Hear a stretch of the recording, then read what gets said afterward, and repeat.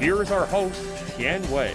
Hello and welcome to World Insight. I'm Tian Wei in Beijing. Relations between the world's two largest economies, China and the United States, are down the pit as COVID-19 goes on ravaging communities worldwide.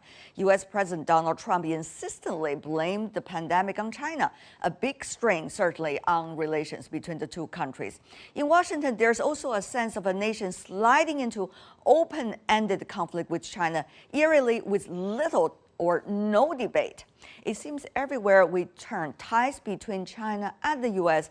are in a sorry state. Many say the two countries have hit a new low in relationships since diplomatic ties were made 4 decades ago. Is a zero-sum mentality and policy the trouble? I asked that question to Dr. Richard Haass, the president of the Council on Foreign Relations, who is a respected diplomat for decades. He wrote a new book titled The World, A Brief Introduction. In it, he told us, like it or not, we live in a global era, and we need to better understand it, both its promises and its threats, in order to make informed choices. Let's listen in. In New York, I'm joined by Dr. Richard Haass, president of the Council on Foreign Relations. Dr. Haass, what a pleasure to see you. Well, thank you so much. It's good to see you again as well. And congratulations to the new book, The World, A Brief Introduction. Many say they wish to read the book 10 years earlier. There will be a lot of common sense in our world about history. It's never too late to read it. Talking about competitions of ideas, Dr. Haass, some suggest, I've been reading recently in Financial Times, for example, the scarcity of competition of ideas inside the United States regarding what the China policy should be. And it seems that everybody has become a hawk toward China. That's at least according to some commentators. Do you think that partly reflects the reality? There's been a shift in the perception of China.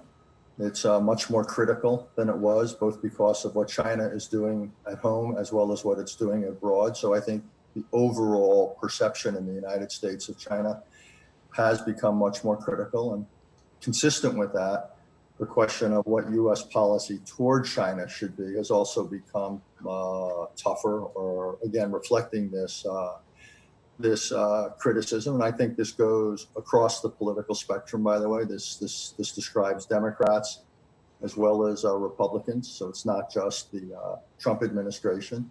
It's not just something in the context of an American election, but this will persist after November, no matter what the result is in our election. And I do think it represents disillusionment with Chinese behavior, how China has evolved over the years and decades, and real unhappiness, serious concern about Chinese behavior, again, at home as well as abroad. What we have seen, China-U.S. relations over the past 2 to 3 months is really going free weight, as they say, downward between China and the United States, particularly from the Washington side, one policy after another against China. Some are even immature, have to be taken back, but being thrown out all the time. So Dr. Haass, some really wonder about the sensibility of these policies and the rationale of these policies. Again, it's not how it looks from here. One sees a pattern of Chinese behavior over the last few months. And let me just make an earlier point. This is not just about the last few months. You're right, things have accelerated, but the trend of a deteriorating relationship between the United States and China has been going on for years now. There's a pattern of Chinese behavior. There's a debate. To what extent is this happening in part because the United States and the world are distracted by the coronavirus and the pandemic? To what extent is this stimulated by a desire at home to satisfy growing calls for nationalism, to distract attention at home from China's problems? However, Dr. Haass, as you may know, the Chinese see it quite differently. At least many Chinese see it quite differently. They see a kind of stereotyped rhetorics coming out of Washington building up to some kinds of political conclusion that the administration want the American public to see, and therefore to build upon that, to have more quote-unquote different kinds of wars against China. Do you think in the U.S. know about that kind of suspicion from China? Yes, and look, some of the rhetoric we used, I find wrong. The United States should not be using. I also think that while it's legitimate to criticize China for its initial handling of COVID-19, we can't blame China for our own mistakes, for our own policies, which have often been inadequate. So look, it's obviously seen differently in the two countries. And what I basically advise is the United States should not be against China's rise. China's future will be largely determined by Chinese policies, by Chinese leaders and the Chinese people. What we should do is push back when we disagree with what we see from China. We should push back in whatever way is appropriate. On the other hand, it should be the goal diplomatically to maintain or preserve or even create areas of cooperation where the possibility exists, be it to deal with North Korea's nuclear weapons and missiles, whether over climate change, whether over global health. So look, this is going to be a difficult relationship. And you're right, it's deteriorated recently. The deterioration has accelerated, and the two countries see things very, very differently. I would strongly prefer the United States and China not end up in a quote unquote Cold War. I think it would be bad for each country. I think it would be bad for the world, but we're a lot closer to getting there today than we were 6 months ago. We have seen international students being banned with their visa going into the United States if they're only taking online courses. Of course, that was rescinded by the administration later after the U.S. university tried to sue the current administration. We also see Fulbright Scholars, which is a very key program supporting young academics for exchanges between China and the United States. What's wrong with that being canceled by this administration? We have also seen the Chamber of Commerce from the U.S. Inside Hong Kong has been asking the policy change from the current administration because punishing Hong Kong, in fact, punishing American businesses in Hong Kong. So the list is also a long one in terms of how wrong the policies are. Dr. Haas, once again, I want to come back to that original question. Is there real, rational, clear debate about all of the latest policies under this administration before they come out, and who will be responsible for the results once these policies were implemented and harm the fundamentals of this relationship between China and the United States? After all, two largest economies in the world we're talking about. Again, the individual Americans disagree on specific policies. For example, you mentioned the policy about students and getting visas. And I think the decision to rescind the policy that would have made it impossible for students to come or stay here who were studying online, I think it was good that we rescinded the policy. I disagreed with it. I think the Fulbright program should be able to operate freely. We obviously disagree on Hong Kong. I don't understand why the United States would ship certain high technology items to Hong Kong. It may be good for American businesses there, but sooner or later, those items are going to end up on the mainland. So I actually think some of the economic penalties that were introduced against Hong Kong were overdue and were entirely warranted. Again, my point to you is simply it would be wrong to interpret what's going on in the United States in terms of thinking about China to simply dismiss it as American mistakes or somehow because of the American election campaign. It is broadly, criticism of China has become much more broadly held. People have a lot of concerns of whether it's over Chinese economic behavior, Chinese foreign policy, Chinese internal behavior, and which suggests to me that a more critical policy towards China will be American foreign policy, regardless of what happens this November. Dr. Haas, do you think there is going to be danger of military confrontation between China and the United States in the near future? Are we already Divorcing, decoupling, we're already in a new Cold War, as many have been using these terminologies recently. I don't think we're in a new Cold War, and we can't divorce. There's too many connections between the two. The question is, can we limit in certain areas the economic relationship, particularly in areas of high technology? I think the answer there is probably yes. What I'm worried about is a military incident. If you remember, during the opening months of the presidency of George W. Bush, there was a military incident which complicated relations for 6 months. If there were an incident now in the South China Sea, it would be a real test to both sides to manage it. So I'm more worried about a military incident that could possibly escalate. I'm more worried about that today than I was, say, 6 months or a year ago. And again, it would be in the interest of neither side, of neither country, if this were to happen. How to avoid that, do you think? Well, look, the obvious way to avoid it would be, from an American point of view, for China to change some of the fundamentals of its policies. It's not going to. So then I think each side has to be, one, incredibly careful, exercise real discipline over its military forces, its naval ships, its aircraft, and so forth, and to keep open lines of communication. But Dr. Haas, that's the problem, isn't it, about talking about lines of communication? We had various mechanisms of dialogues and discussions and conversations, but now those have been scrapped off as quote-unquote unuseful. No, I'd say we need to think about communication in two ways. First, we need communication, special lines of communication, hotlines, and other such things if there's an incident. We need crisis or emergency communications in order to manage crisis if there, for example, is an incident between our two militaries.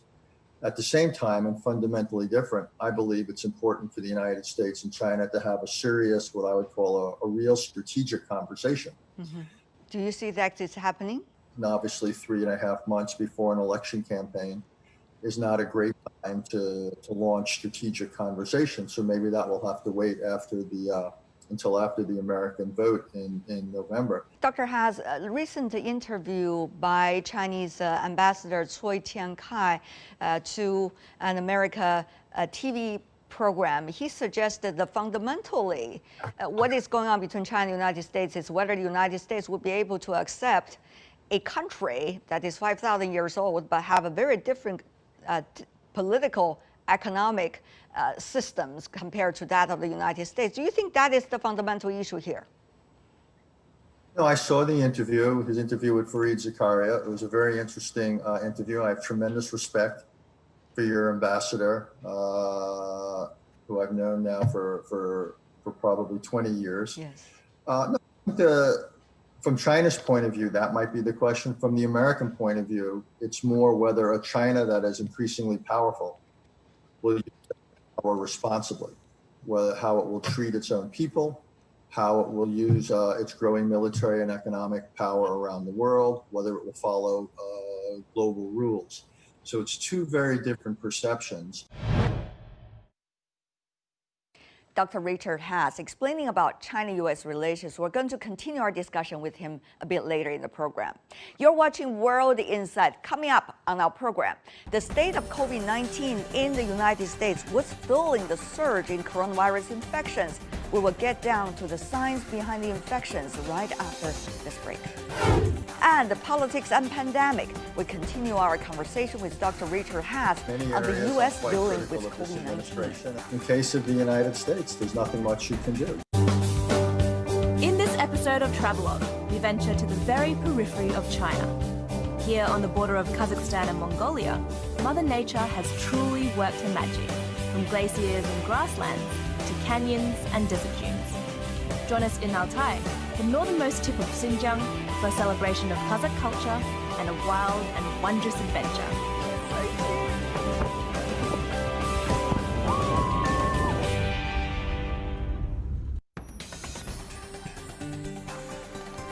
The world is changing fast, taking all our lives with it. But we can change it too, by seeking answers to problems through discussions and debates. I want to ask on World Insight, I ask direct questions to real people in the know, seek genuine answers, but respect diverse perspectives. Our live global debates tackle the most critical issues head-on.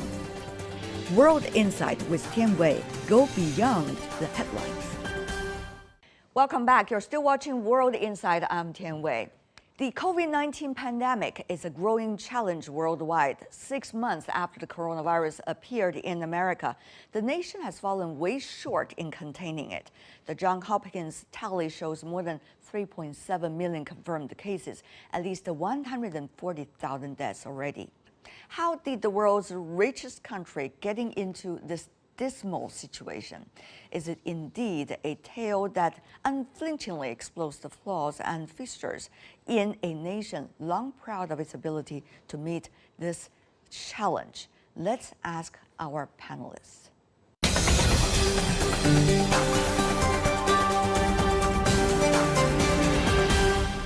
For the latest on COVID-19 of the United States in Los Angeles, we're joined by Sean Nasseri, who is a Harvard-educated and Mayo Clinic trainer year for nose and throat doctor. In Seattle, we have Dr. Robert Morris, a physician and environmental epidemiologist. In Nashville, Dr. William Schaffner, professor at the Vanderbilt University School of Medicine, and in New Haven, Xi Cheng, Associate Professor of Health Policy and Economics at Yale University of Public Health. I want to welcome the four of you. Sorry to hear about the latest news regarding the daily cases, confirmed cases of COVID-19 in the United States. What do you make of the reality, Dr. Nasseri? Well, unfortunately, I'm on the West Coast in California, and several states along the South and West have seen a huge jump in the last 3 weeks. We've seen a tremendous increase in activity, as especially young people have had fatigue from the quarantine and have been out. So we're seeing our ICUs and our hospitals starting to fill across California, Arizona, Texas, Florida, and into New Orleans. And we're seeing a big jump in cases of hospitalized cases in addition to diagnosed cases.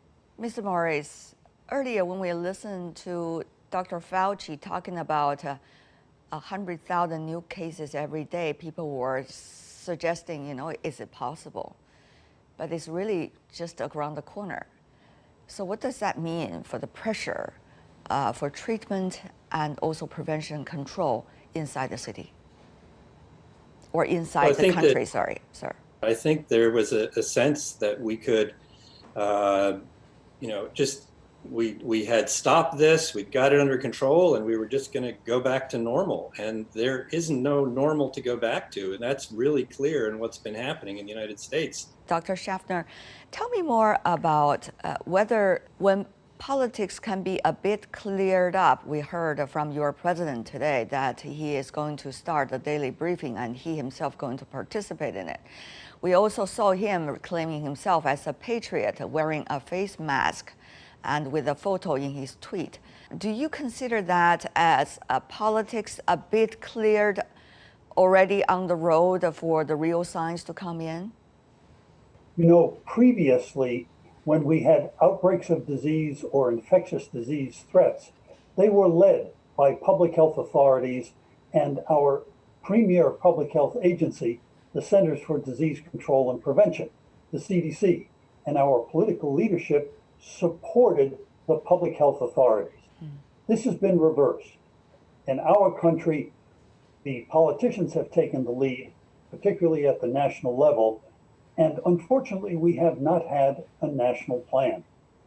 The national leadership has given it to the various state governors, and so we have 50 different programs across the state. And so it's no wonder that the average person is really quite confused, because we have heard very, very different messages, sometimes even in the same news conference that comes out of Washington.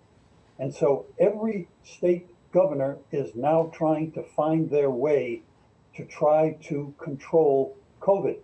I think basically the New England states and New York have it under somewhat control, but the rest of us are really struggling.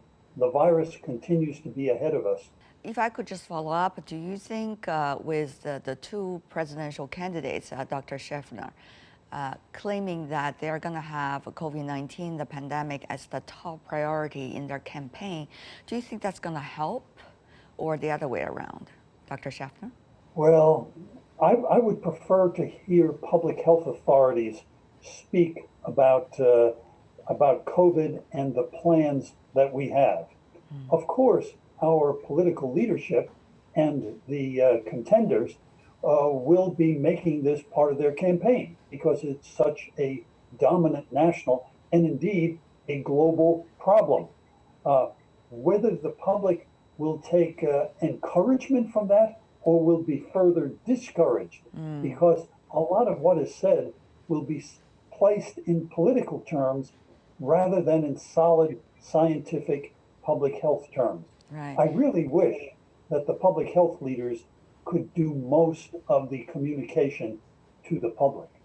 Well, as they say, the best and the smartest politician usually would step aside and create all the circumstances for scientists to do the right thing at this moment in the public health crisis. But maybe the reality is a little bit far from there. Dr. Xi Cheng, we've been talking to you on and off many times. Now, your observation since our last talk, your update. Since then, both parties have been coming out with proposals for additional funding. But I think, first of all, we need to fully understand the virus is the enemy, not the public health measures. Although public health measures may have some negative impact in the very short term in terms of economy and reopening, but it will treat the root cause instead of the symptom.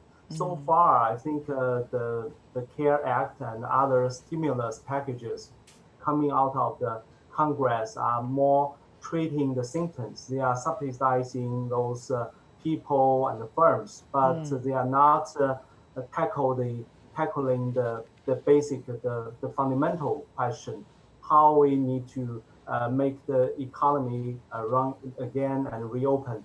Right. So that the most important issue is to address the virus. Otherwise, there's no returning of the confidence, and there will be uncertainty there. That is an interesting question. Dr. Morris, we've seen earlier, people were trying to shape the issues as public health and the quarantine vis-a-vis the health of the economy. Now, do you think that thing has changed inside the United States? What do you think would be the overwhelming public sentiment now as a result of earlier months of twists and turns, and as a result of more people realizing politicizing the issue will now help? I think it's very valid for there to be a serious discussion about the economic trade-offs of various public health measures. But that's not the discussion we're having. It's a discussion when the president's spokesman is saying, we're not going to we don't want the science to get in the way of going back to school. It's completely missing the point. Science has to underlie what we're doing, and then we can have a conversation about how we mitigate the impact on the economy. But the fact that this has been, as Dr.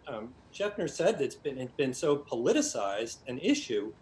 When the simple act of wearing a mask becomes a political issue, you are radically undermining the ability not only to control the pandemic, but to get the economy going again. I've been talking to a lot of Chinese public health officers or doctors on the front lines, and the thing that they've been telling me when trying to understand what's going on in your country is it's sympathy toward you, their counterparts, about the fact that you've been trying to speak out and you've been working your way to your professional standards, but still the society has not turned around and understand this. I think absolutely. I think Dr. Morris hit the nail on the head that a lot of our public is still confused because of the politicization of the message.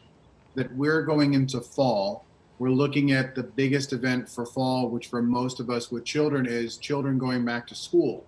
And we're trying to do it regionally and locally with most communities with the science of how do we get kids back in school. Younger kids have an impossible time learning by Zoom. Older kids do much better with it, but it's still that socialization that's required.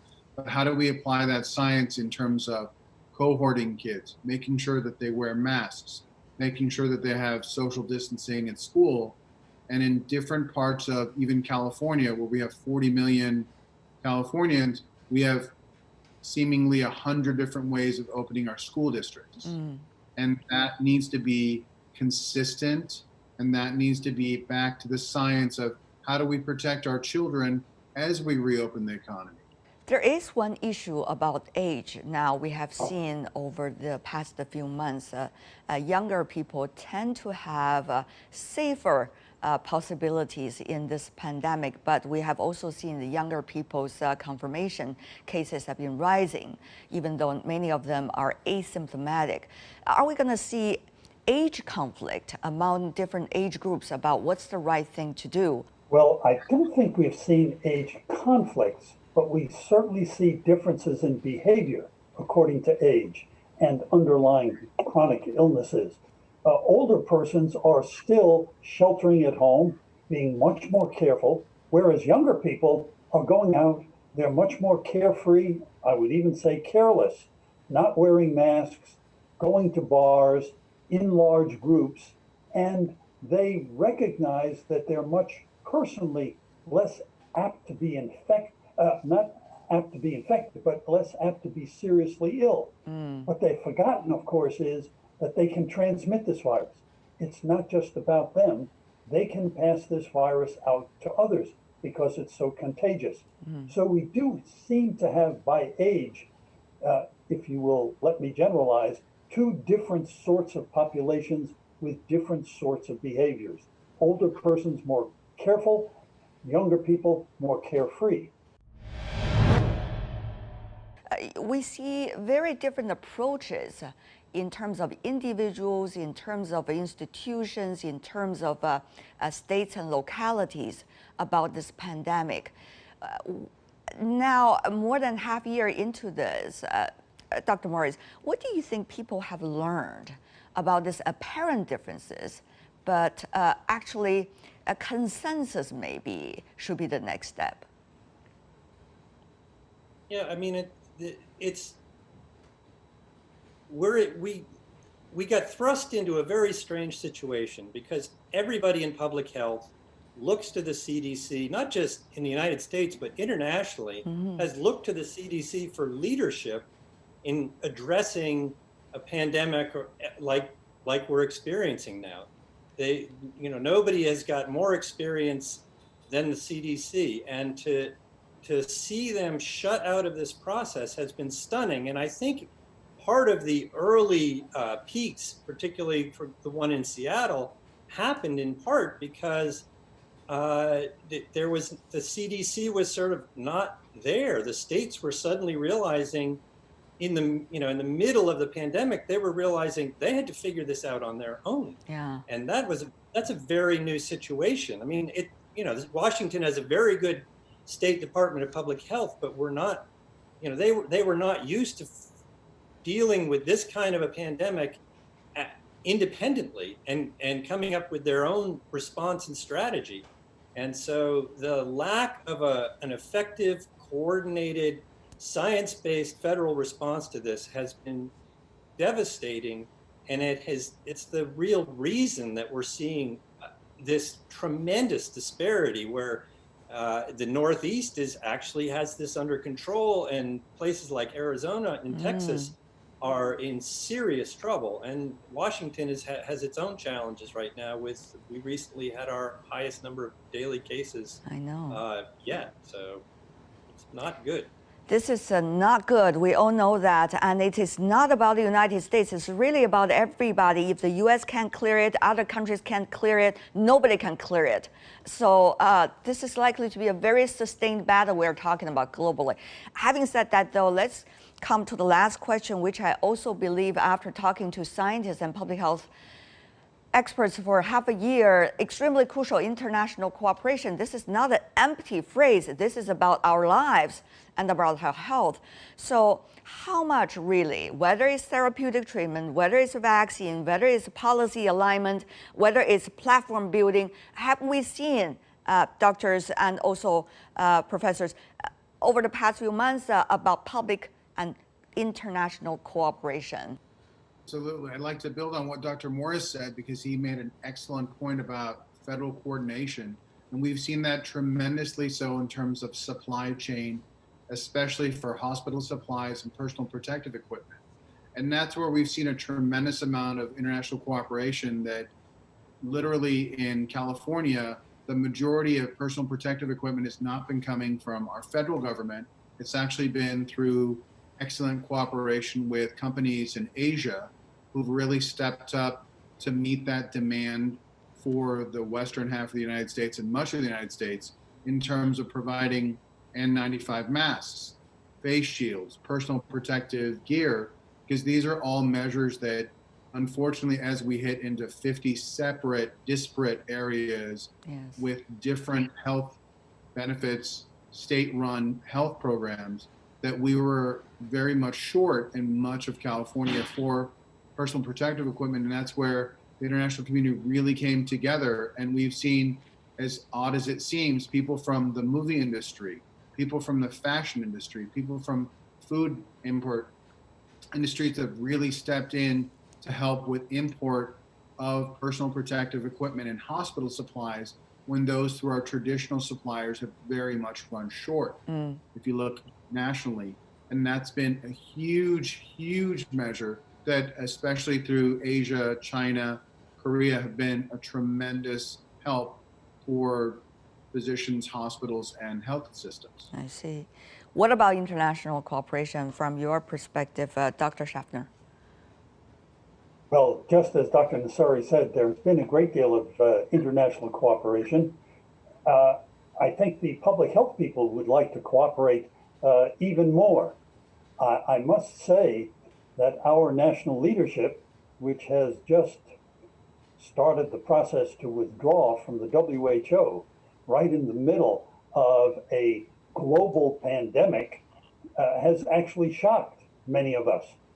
That's not exactly a plan for international cooperation. I think much of that goes on an individual basis, and we would like to do much more, because we can't all go on by ourselves. We need collaboration. And once vaccines, and we all hope there will be vaccines, come on the line, we will all want to cooperate to distribute those vaccines in an equitable way around the globe, so the entire world's population can benefit from them. That will take a lot of diplomacy. Yes. I don't see the groundwork for that being laid quite yet. We need to start. We need to start immediately. Dr. Xi-Cheng, we know that the United Nations, crippled by the geopolitics, has not yet been able to even start a Security Council meeting or a resolution about the COVID-19 so far, despite of the fact this is the biggest global threat we are all facing today. So, Dr. Xi-Cheng, what kind of platform do you think, following Dr. Schaffner's answer, need to be quickly established? I think strengthening the WHO and other international existing corporations and entities will be more immediate solution, because they already have established the capacity linking the global community. But in my view, in order to achieve this, I think in the U.S., within U.S., there should be first a demonstration about unity within the U.S. between the two parties and between the central government and the local government. I haven't seen this without a domestic unified efforts towards fighting this virus outbreak, it's hard to say the international collaboration. That's a great point. Lastly, before we go, Dr. Morris, your take about that. Well, scientists are actually very used to international cooperation. And I guess I'd have to say one of the bright spots of what's happened in the course of this pandemic is the extent to which the international scientific community has really drawn together and shared information and shared resources in a way that I find quite stunning. I have never seen science happen so fast and with such a coordination and a collaboration of efforts as it has around this issue. So, it's as long as we can have the government listening to what the scientists are saying and recognizing the value of the kind of openness and honesty and sharing that goes on in the scientific community, maybe we can find a way to deal with this. We hope that will be the case. Thank you so much for the four of you sharing your insights with us. All the best, and thank you for your service. Dr. Sean Nassari, Robert Morris, William Schaffner, Xu Chen. Really appreciate it. Be safe.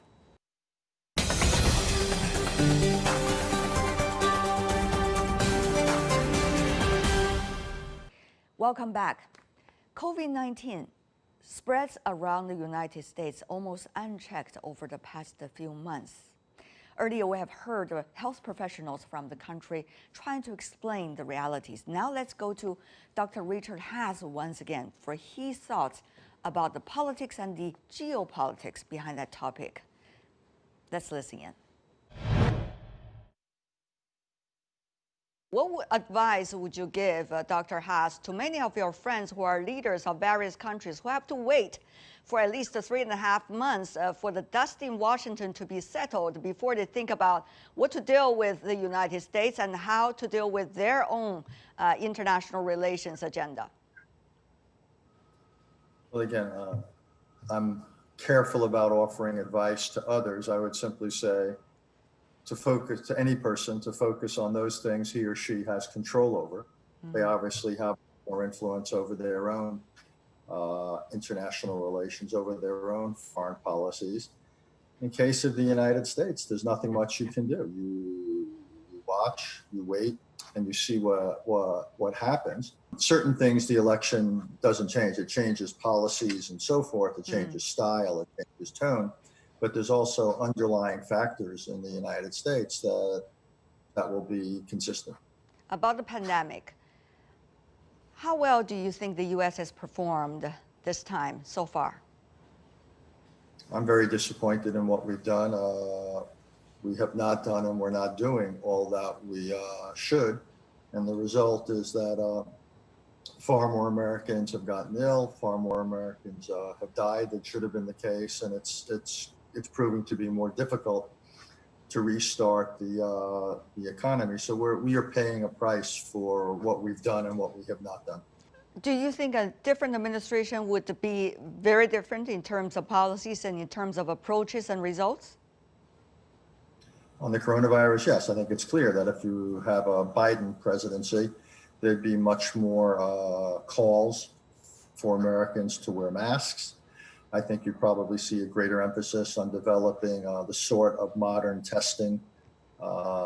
We need tests that would be fast, that would be accurate, that could be conducted at the, say, just before somebody walks into a building. So I think the priority, the national priority given to dealing with with COVID-19 would go up dramatically if in a Biden administration. But many suggest, Dr. Haass, also about the United States with this policies over the past few years, whether the U.S. Still care about its manner, its style, its image, and geopolitically, its soft power vis-a-vis its hard power. Once again, I have to mention, this administration has withdrawn the United States from many international treaties and international platforms. So, Dr. Haass, I don't want to put you into a difficult situation because you're not a member of this administration. But as a policymaker, over the past decades. How do you look at where the U.S. is going? Many areas I'm quite critical of this administration, and I think that. we have weakened what you described as our soft power. I think we've weakened it by international agreements and also by what's happened here at home. Our handling of the COVID-19 challenge has not strengthened how we are seen in the world. I also say, by the way, since this is a conversation about China and the United States, I think China has also weakened its soft power. I think we actually have a moment where China, because of things it has done in Hong Kong, at home, its mishandling of the outbreak of COVID-19 and so forth, it has weakened its standing. So we have a moment in international relations where the two leading countries in the world, the two most powerful countries in the world, both, I believe, have hurt their reputations and standing. And what this does to me is it contributes to a world that is less led, less organized. And this is part of a pattern we are seeing in the world at this moment in history.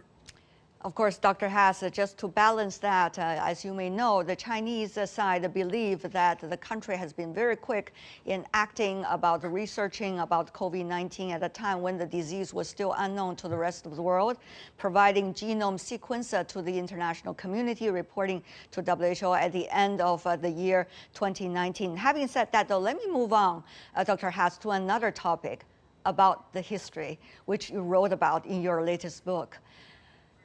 I really don't know anymore, Dr. Haas. Maybe you can help us to enlighten a little bit. Who really creates history? Some suggest it's really those who are brave and also have a strong sense of responsibility. Others suggest maybe only those who are crazy. Interesting question. Who makes history are those who either come up with ideas that change the way other individuals and ultimately societies or economies operate. Great inventors, great thinkers can change the course of history, and obviously those with political power can change history, can make history. Only with the passage of time, only through history can one get a full appreciation usually of whether their impact on history has been benign or malign, has it been constructive or destructive. But history can change again from the top through political leadership or through the society. There's all sorts of ways for individuals in a society to make or change history. The great inventors, a Steve Jobs or Jeff Bezos, people like that, great entrepreneurs can change history. Jack Ma in China. So there's many entry points for individuals, including but not limited to political leaders. My earlier conversation with Dr. Richard Haas, a veteran diplomat and president of the Council on Foreign Relations from the U.S. That's all we have for today. If you'd like to see more of our program, you can search online World Insight or check out our YouTube channel. Follow us on Twitter and Facebook. I'm Tian Wei. On behalf of the team, thanks for watching.